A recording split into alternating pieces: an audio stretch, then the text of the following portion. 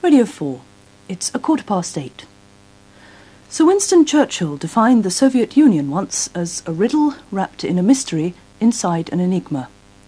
For a quarter of a century now, the BBC's been trying to unravel that mystery. Exactly 25 years ago next week, Erik de Mauny went to Moscow to become our first resident correspondent there. Today he looks back over those 25 years in a programme he's called Inside the Enigma. The other day I went back to Moscow not knowing what to expect, and at first I could hardly believe my eyes or ears. One of the early revelations came at a news briefing at the Soviet Foreign Ministry. Do you think the Soviet people have a right to know how many of their sons died in Afghanistan? Конечно. Каждый погибший наш сын, наш ребенок, это огромная потеря. The question could have been put at any time in the past 6 or 7 years. It was the answer I hadn't reckoned on. Всей проблемы, как столь важный успех, в том числе и нашего Советского Союза. We've had heavy losses, said the Foreign Ministry spokesman. The actual figure of casualties will probably be announced as the process of withdrawal gets underway. It was the frankness of this answer that took me by surprise. When I went to Moscow 25 years ago to set up the BBC office there, Soviet Russia still conformed largely to Churchill's well-known phrase.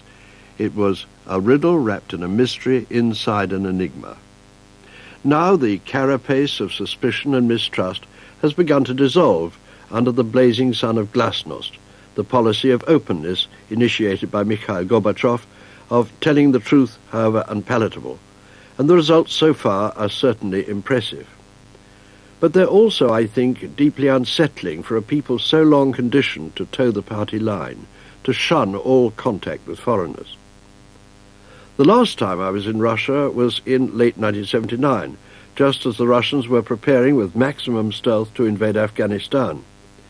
When I went back this time, I found them preparing to withdraw, and almost rejoicing publicly at laying down the burden of intervention. But how much has really changed? Jeremy Harris is the present BBC Moscow correspondent. Glasnost has made the flow of information towards us easier. It has made it easier for us to have contact with Soviet people from not quite the top, but somewhere near the top to the bottom, in what is meant, of course, to be a totally egalitarian society. I was surprised initially to find friendliness among officialdom, and a good deal of brusqueness on occasions on the street. I'd expected it to be the other way round. Then I would come across a rather hostile official and someone who was as warm and open and as kindly and intelligent and educated, I should also add, a person as one could wish to meet. So I reversed my preconceptions. At that point, another reverse would take place, and I'm still not sure what the answer is. I think the surprise is how surprising and unpredictable at that level one's contact with people is. I was talking with Jeremy Harris in the BBC's pleasant, airy flat on the Sadova Ring. I managed to acquire this desirable residence nearly 25 years ago through the kindness of the Argentine ambassador, a great fan of the BBC, who agreed to give it up in exchange for the miserable dog kennel I'd been allocated by UPDK, the official Soviet housing agency, on Leninsky Prospect. But although life in Moscow in the early 60s had its discomforts, it certainly wasn't lacking in drama. My very first job was to report on the culmination of a sensational spy case involving Colonel Oleg Penkovsky of Soviet military intelligence and the British businessman Greville Wynne.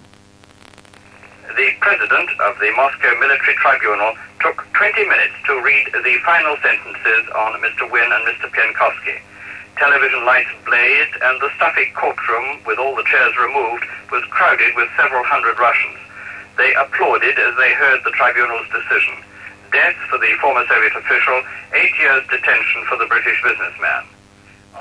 The Soviets at that time still tended to regard all Westerners as potential spies, but they had problems in the East as well, arising from their long-standing dispute with a rival giant power, Communist China.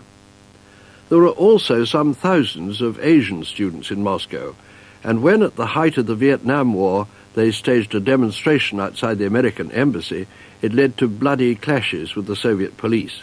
Time and again I saw militiamen grappling with students and hurling them back into the crowd in an effort to clear the embassy pavement. It was the sort of occasion when someone is bound to get hurt, and quite a number of militiamen, soldiers and students were in fact injured. But it was another sort of injury that I saw a bit later, after the demonstrators had halted further down the street.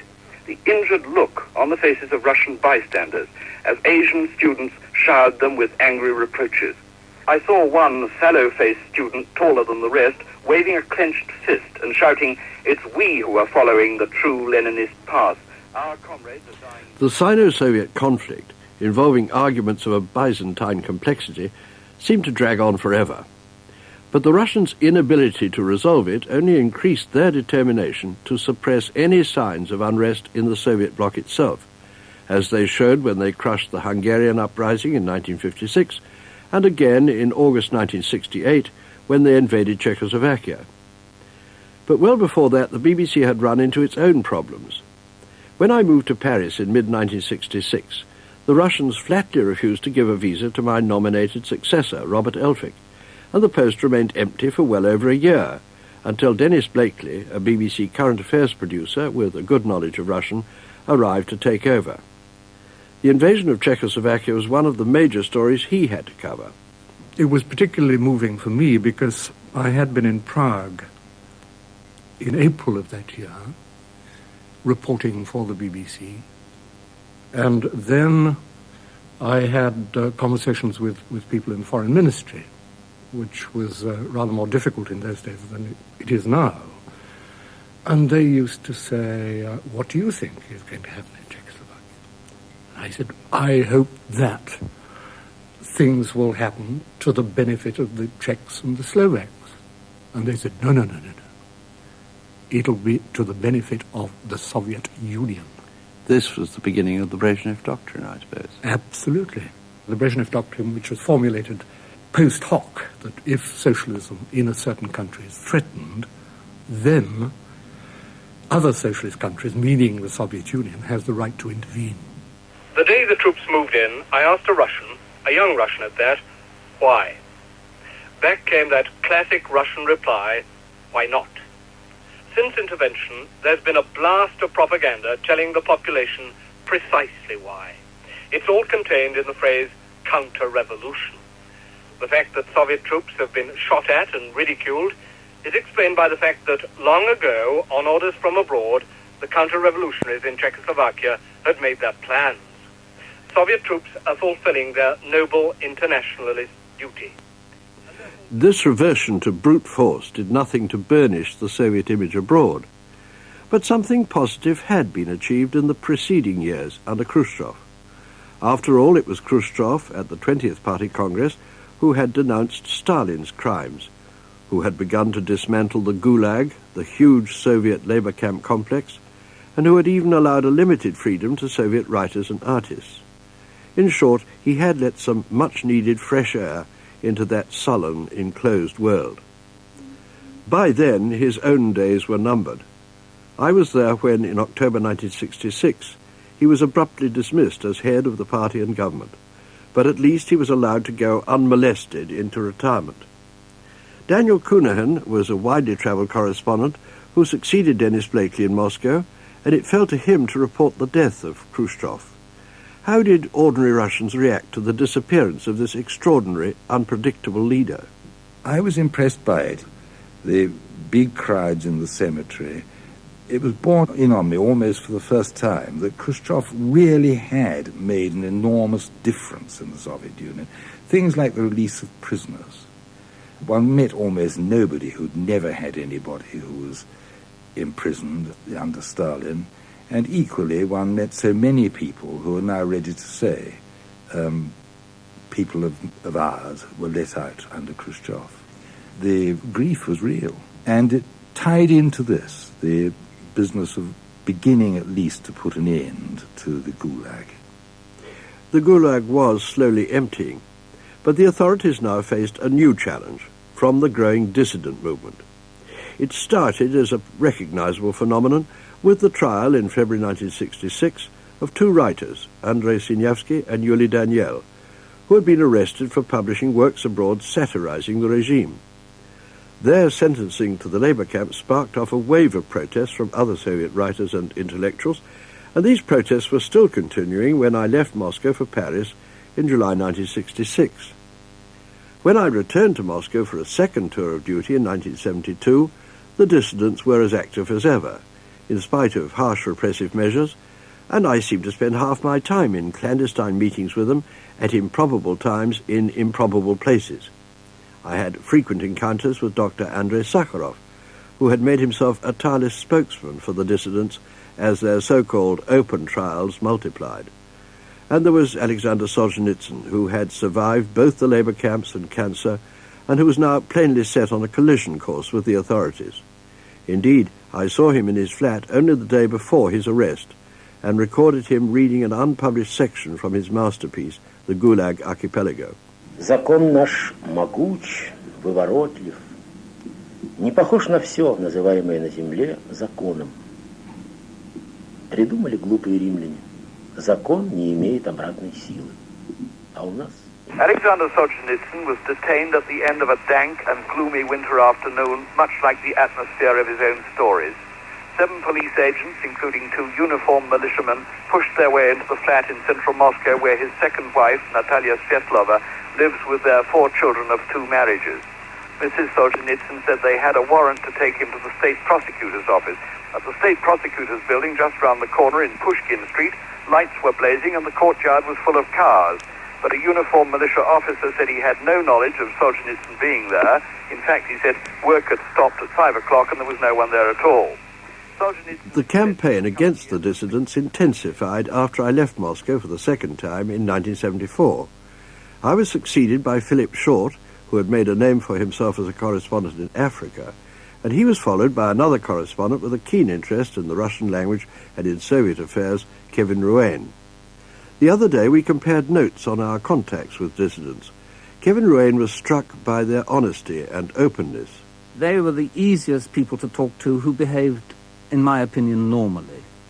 They were, in a way, a reflection of sort of common-sense attitudes which I was used to outside the Soviet Union. On top of that, I thought they provided information, although I didn't take all of that very seriously or as gospel truth.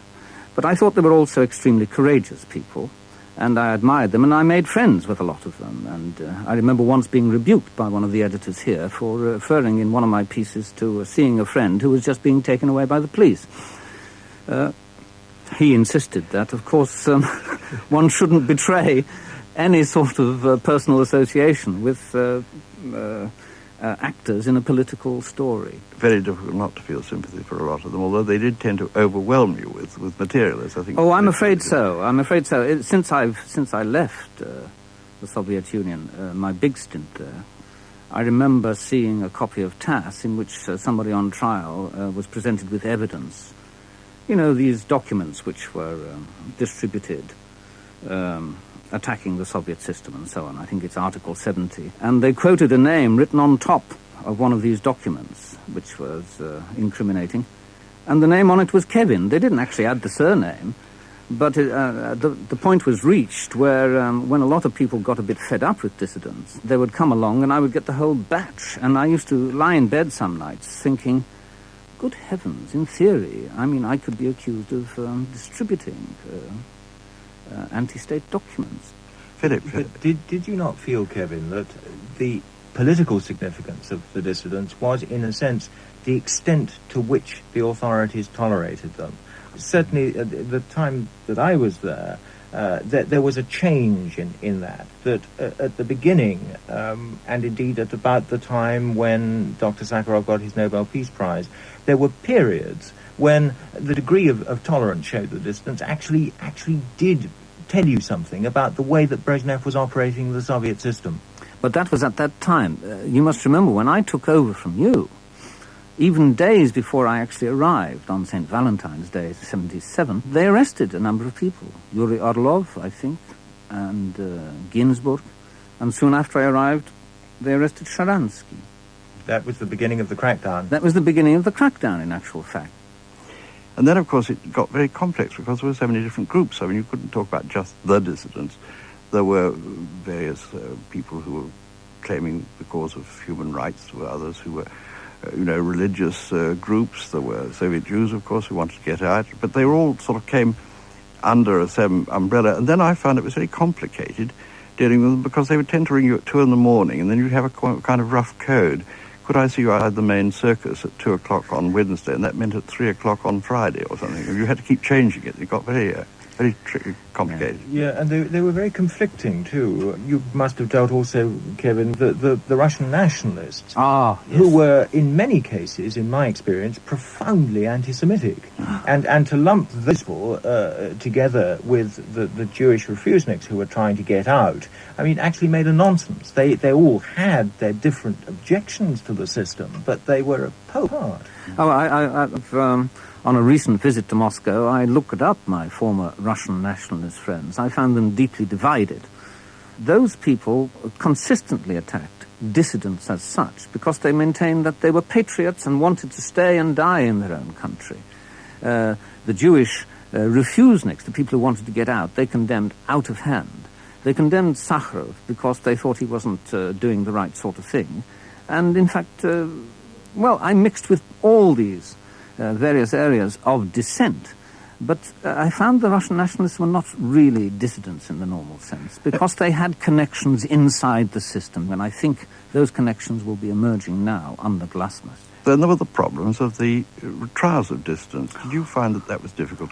I can only remember one trial when one token foreign journalist was actually allowed in, but otherwise it was always a question of waiting outside. And one of the memories I have of Moscow is not actually so much of the dissidents, but of some of those who were not dissidents, but who nonetheless felt sometimes they just had to stand up and be counted. And I remember outside that courtroom, a youngish man in his 20s who was a Soviet postman, and he was so nervous that he was trembling. But he said, I just thought I ought to be here. And he wasn't a dissident in any sense, but he'd had the courage to overcome his obvious fear and stand outside that court.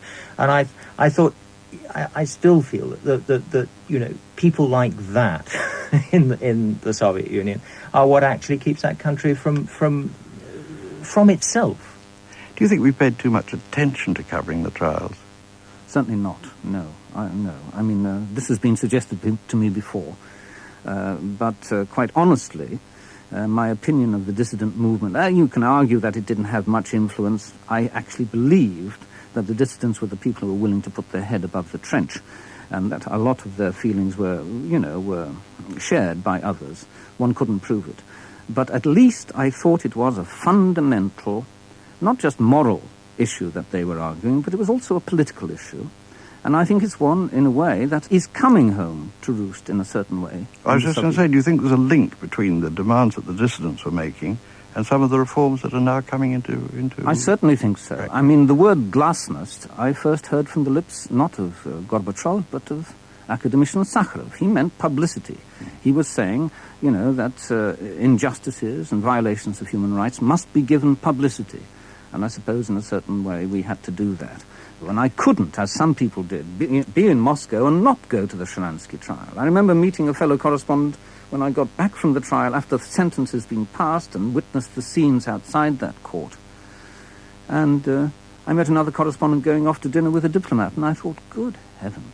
And he said to me, oh, Kevin, you're taking it too seriously. I don't think one could. I don't think so either, Kevin. I think one had to report it, but I was concerned at the time, and I think it was a legitimate concern, that too great a proportion of what we, the BBC, was reporting was about the dissidents, and that we were not doing enough about other subjects. Now, you may say that the answer should have been that we should have done a lot more about other topics in the Soviet Union, but it reached a stage where 1 in every 4 reports I was doing was about the dissidents. And actually, the dissidents were not 25% of Soviet life. But 75% of the population, and I'm tempted to say 100%, were heavily engaged in other activities, in dealing naleva, as it's called, on the black market. This still flourishes as a direct consequence of the chronic shortage of consumer goods, and it's actually condoned by the authorities. On the other hand, they prefer to keep many high-level deals with other states shrouded in secrecy. John Osmond went to Moscow after some years of reporting from South Africa, and it was this background which allowed him to bring off a scoop. I was at the Bolshoi one night and bumped into an ex-South African MP and a leading figure in the Anglo-American Corporation and De Beers. And this, of course, was remarkable. I talked to him and chatted to him. He was there with another Anglo-American official and a couple of Soviet officials. And I made arrangements to meet him the next morning. And, of course, the bird had flown. I knitted the mutual South African-Soviet interest together of maintaining high gold, platinum and diamond prices, and we ended up with a full-scale panorama program on it. And that infuriated the Russians. A tremendous onslaught was unleashed on me in the Soviet official press and radio, and I was cut off the list for 3 months of facilities. And then, at the end of 3 months, I was summoned to a lunch. Summoned. It wasn't an invitation. You will be, it said. And I got to the restaurant and I thought this was the end because there wasn't even the vodka on the table. And a Soviet official, who was a very sophisticated chap, said lugubriously to me, Osman, why did you do it? So I thought I'd play an absolutely straight bat. And I said, do what? He said, this ridiculous story and program about our links with South Africa. So I said, well, before we go any further, are you challenging my opinion and the interpretation I placed on the facts, or the facts? That is not the point, Osman, he said. So I said, well, what is the point? He said, the point is it was unnecessary. But undoubtedly the major story of my time was the death of Brezhnev and all the curious transitional phase leading up to it and following it. At 8 o'clock London time this morning, it was disclosed officially that Mr. Brezhnev had died a sudden death, as the announcement put it, at 8:30 yesterday morning. В 8 часов 30 минут утра скоропостижно скончался генеральный секретарь Центрального комитета КПСС, председатель Президиума Верховного Совета СССР Леонид Ильич Брежнев. Mr. Brezhnev was described by the Soviet Communist Party and government as a true continuer of Lenin's cause and an ardent champion. Well, it was a macabre period in recent Soviet history, a period now officially referred to as a time of stagnation. And under the stagnation lay a scummy pool of corruption. When he died, Brezhnev was succeeded first by Andropov, former head of the KGB, and then by Chernenko, an aging party hack.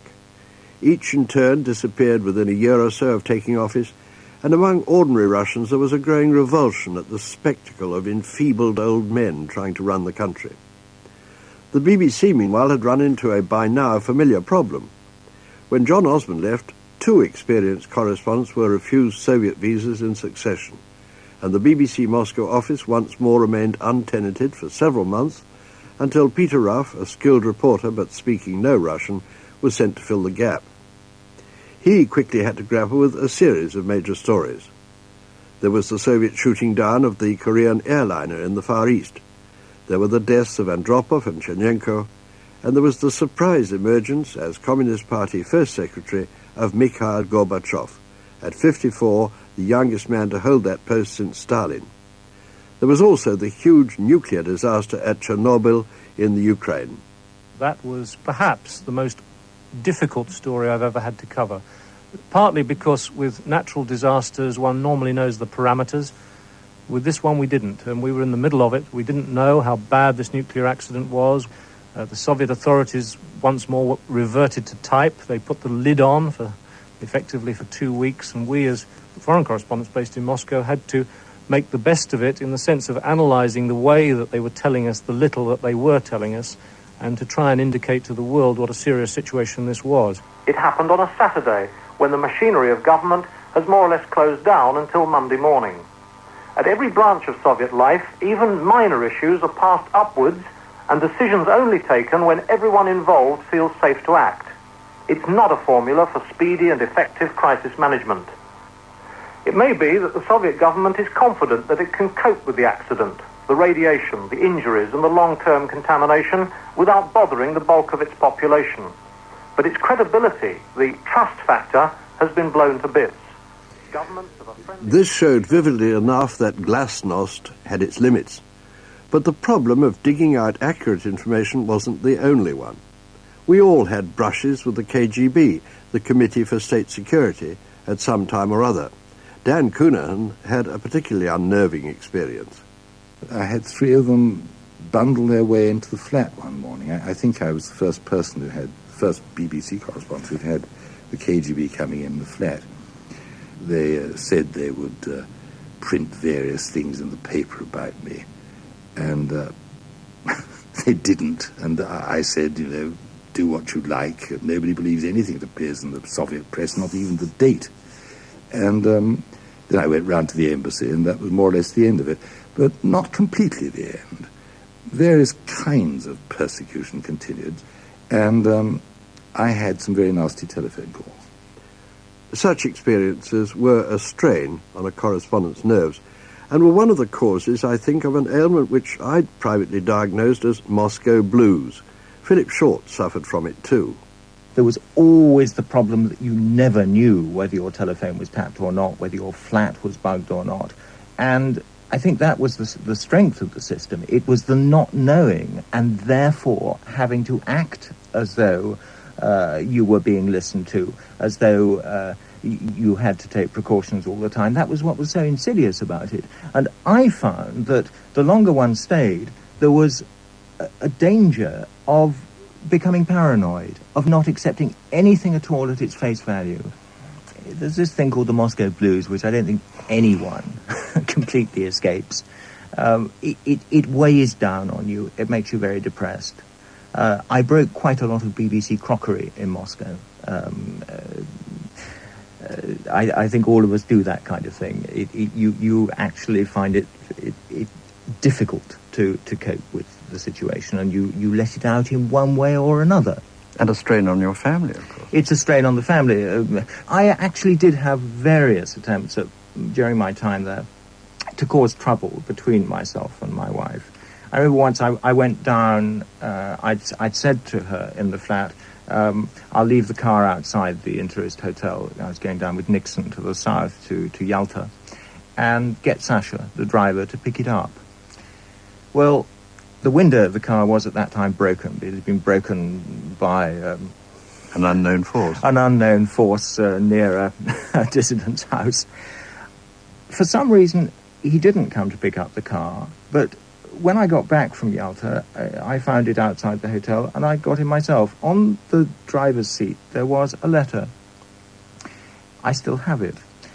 It was written in a very childish hand in English, and it was from a girl who said her name was Sylvia, and it said what a wonderful time we'd had together a few weeks earlier, and how much she wanted to see me again, and gave me a rendezvous. Now, the only sense I can make of that was that the expectation would be that the driver would take the car back, my wife would find this letter from this girl, and there would be what is known as a domestic scene. Well, by chance, it didn't work that way. But that sort of playing about with marriages of correspondents with their families was very widespread at that time. And it can cause trouble. But the KGB didn't just concentrate on foreigners. They were equally vigilant in keeping an eye on their own citizens. Against this repressive atmosphere and the periodic persecutions, however, Russians did have one weapon, a remarkable gift for black humour. Dan Cunahan remembers a story that was going the rounds while he was there. My favourite used to be the one about Soviet science achieving the ultimate and finding out how to raise the dead.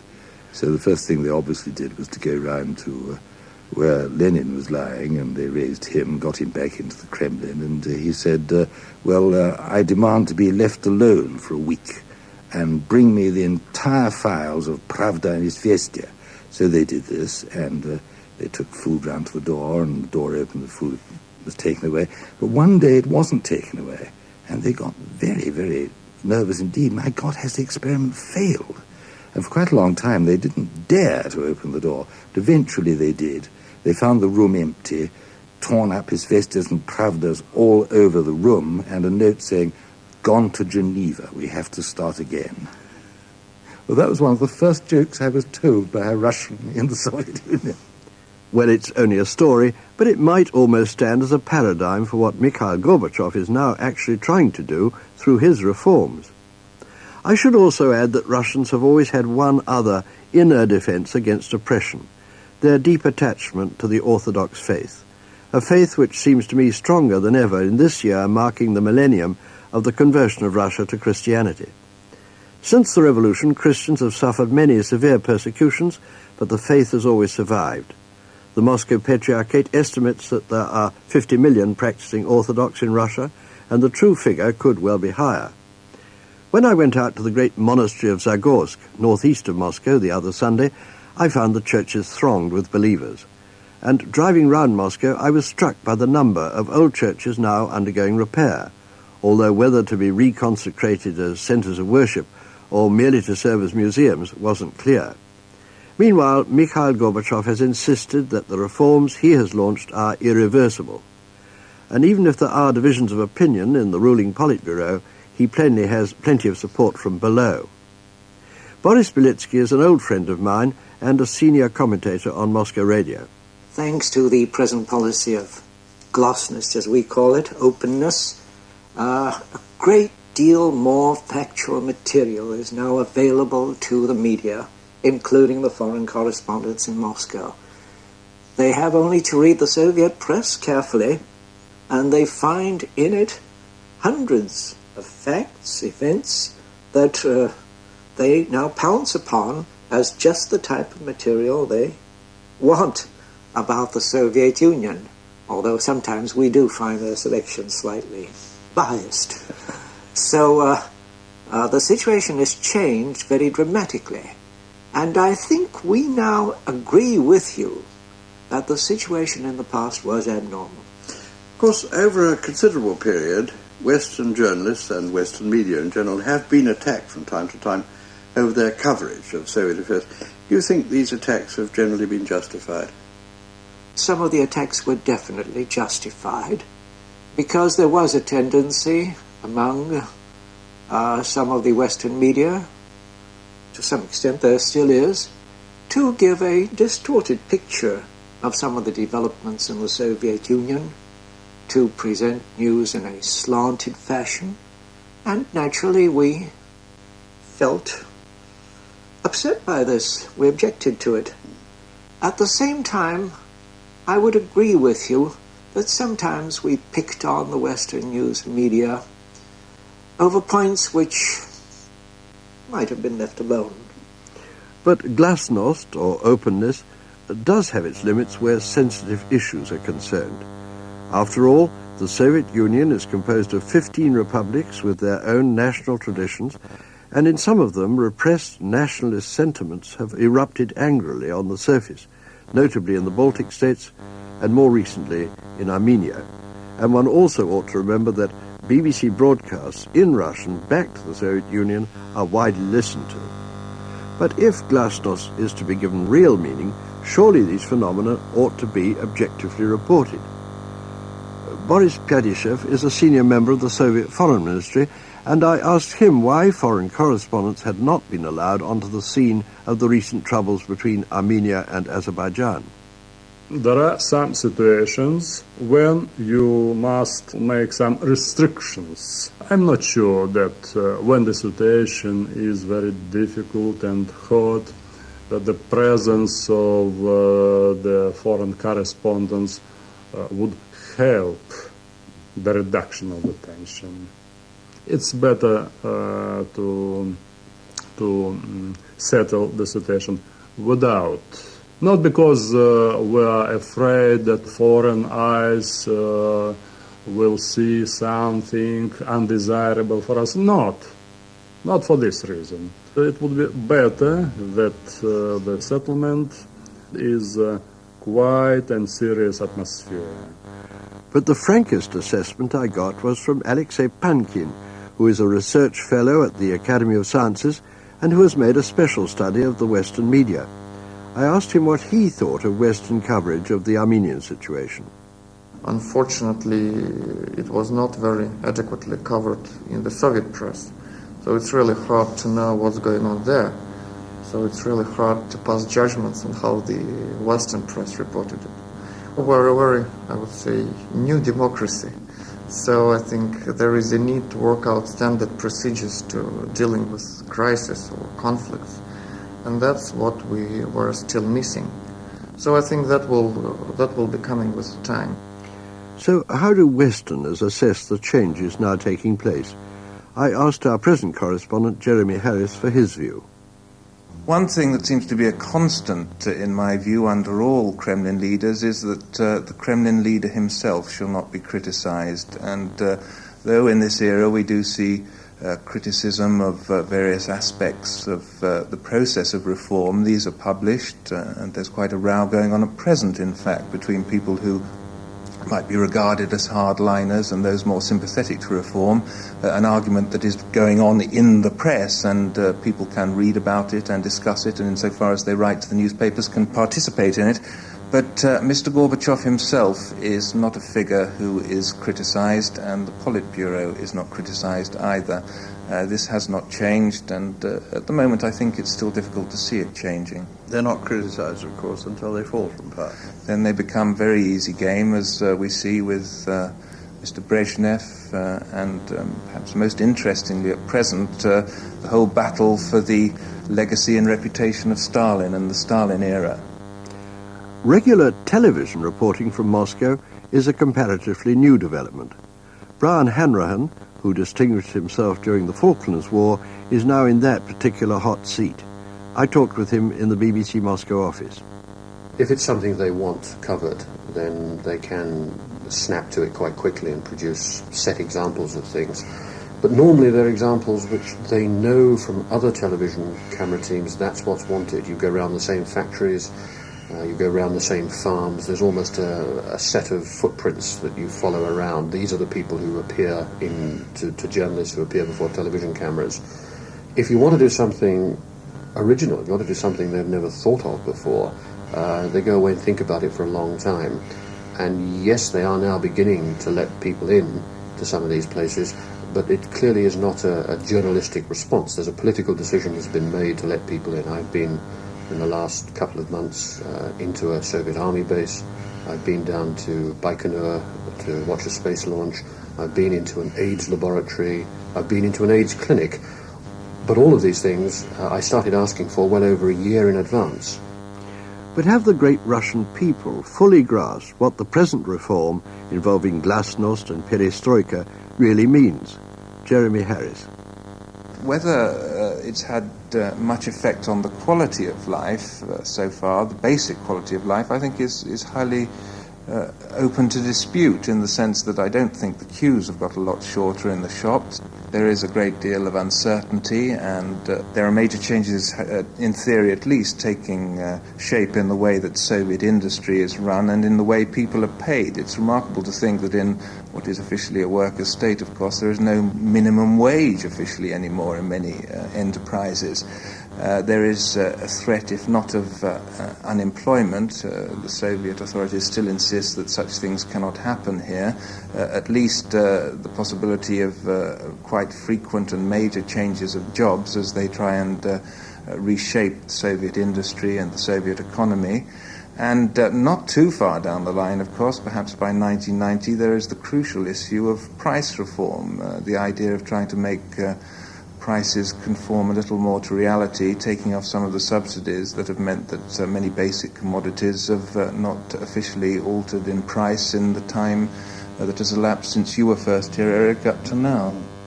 Well, economic reform and the search for greater democracy are certainly underway. But the central question remains, can these ever be reconciled with the claim of the Communist Party to a monopoly of power? One of my successors, Kevin Rain, recently spent 6 weeks in Moscow. I don't think they know. I certainly don't know. It looks very difficult to me. But as somebody said to me in Moscow earlier this year, we are experimenting, which astonished me in itself, but we are trying to do as best we can. The only thing that worries me is that I don't really know whether they can give up the police system. There's evidence that they recognize that the police system so far has been very bad. I've read articles in the press, revealing that even judges have had to be sent to prison because they were unwilling to go along with corrupt charges brought against people by party and local officials. That sort of thing is a bit of a revelation, but it doesn't necessarily mean that the structure can be changed or the police hold on Soviet life. Before we went to Moscow, I think we all had our preconceptions about the place. But our experiences over the past 25 years have drastically shaped our views of the people and the country, both in negative but also in positive ways. You really have to go back to basics when you examine the Soviet Union. You have to look at what they can wear, what they can eat, and where they live. And yes, they live in solid shelter, but it's small and grubby. They eat badly and they dress badly. And they don't get much more than that out of life. One does, sitting here in Moscow, tend to forget that when one is going to bed, there are already people up and about in other parts of the Soviet Union, and that the sun never sets on the Soviet Union. So that sense of vastness is overwhelming on occasions, and I think has an important effect on how the Soviet people themselves think about their country, their pride, their immense pride in their country, its sheer size, its sheer resources. Also, I think, an awareness of how far they, at all levels on occasions, have fallen short of their dreams, and therefore, with that sense of pride, a sense of inferiority. The Russian part of the Soviet Union, anyway, is made up of a people who, to some extent, need a firm government, whether it's Gorbachev, the Tsars, or anyone else. The Russians are a people who need to be strongly led. They're also a people who are very secretive. They plot against each other. It's a very complex society. I think I can say I learned to like the people. The Russians are fun people, really. They're very hard and enduring people. But I found the system detestable, frankly. Of course, none of us leave persuaded that the system is the right one, but I was convinced, perhaps too convinced for some people, of their good nature and warmth and courage as well. But I was convinced too that it was a place of fantastic potential, and I was very sad to leave. I mean, I went through the same procedure that no doubt you did as well, when I finally took my cases out. And Natasha, the maid, went through the old routine. She said, "You must sit down," and we sat down on the cases, which you always do when you're departing, and then went off. It was very, very tearful occasionally. All the things that make the Soviet Union what it is are actually Russian. They're all rooted in its history. And I think it's something which is useful to remember when we look at what's happening in the Soviet Union now. There's this terrible tendency to say, it's all new. This is something that's never happened before. It's quite different. And to get carried away and to think that the Soviet Union is suddenly going to become something which it is not and will never be. They are Russians with all their strengths and their faults, and they're not going to change and become anything else. You wanted things to go well for them. That's why I'm so interested in what's happening now. I found so much genuine goodwill in the Soviet Union, but then, of course, this overweighted by an astounding ignorance of the West. I've always been very sympathetic to Mother Russia. I love the landscape. I love the people. And the language, above all. It's richer than English, you know. But I came away slightly psychotic about the whole place and the people. The real question is whether that party bureaucracy can be changed in a gradualist fashion or not. Paradoxical as it may sound, I share almost all those differing viewpoints. And that in itself indicates, I think, that the Soviet Union is still something of an enigma, less so certainly than the suspicion-ridden fortress Russia of Stalin's day. Still, the rapid pace of change set by Mikhail Gorbachev and his efforts to shake the Russians out of an age-old slumber, all these reforms involve risks and uncertainties, and to that extent the Russia of openness and reconstruction is still, in my view, largely an unknown quantity in today's global village. Inside the Enigma, 25 years of reporting from Moscow was written and presented by Erik de Mauny. The producer was Harry Schneider. Now, just for our next programme, here's Chris Dunkley with news of this week's feedback. Never in its 66-year history has the BBC undertaken such a radical overhaul of its entire news and current affairs operation, nor such a huge development plan as was announced this week. The details concerning new units to cover politics, social affairs, finance and foreign news, with whole new strands of programmes to be launched over the next 3 years, have emerged after nearly 12 months of thinking and planning. Chief thinker and planner is John Burt, the BBC's Deputy Director General and the man in charge of all news and current affairs on television and radio. His approach and philosophy are at the centre of a major debate about the future of broadcast journalism, which has been building up for months and attracting an enormous postbag from listeners and viewers.